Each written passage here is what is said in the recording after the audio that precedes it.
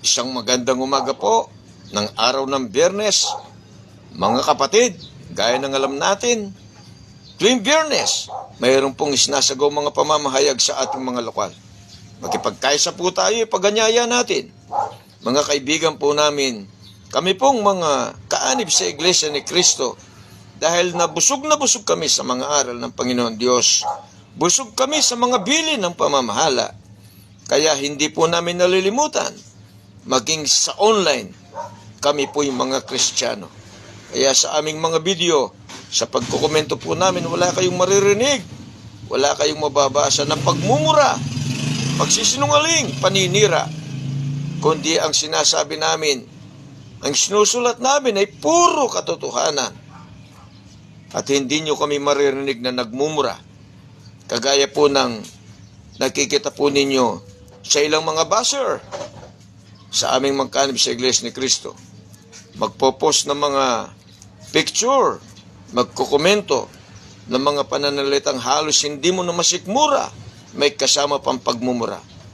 Sa aming magkanib sa Iglesia ni Cristo, hindi po namin ginagawa yan, sapagkat ang bilin at turo sa amin, ang bibig at dila ay dapat lang gamitin na pagpupuri sa Panginoon Diyos, lalo na po sa araw ng mga pagsamba.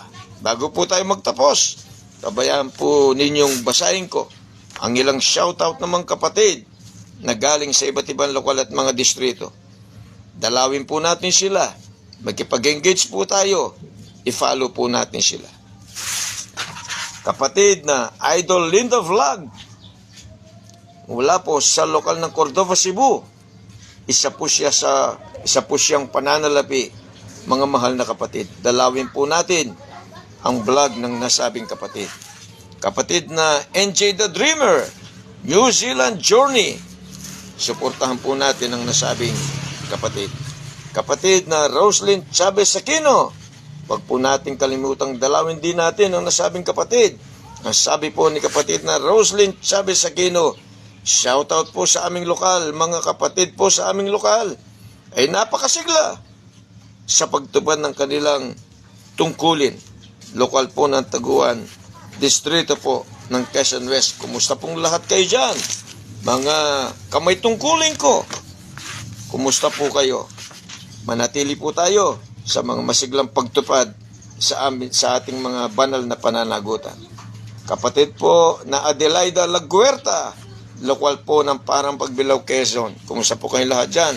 Kumusta po ang lahat ng mga kapatid sa mga lokal at distritong nabanggit? Muli po, isang magandang umaga po sa ating lahat. At muli ay sinasabi ko po, mga mahal na kapatid, huwag po ninyong kalilimutan, maging sa online, tayo po ay mga Kristiyano.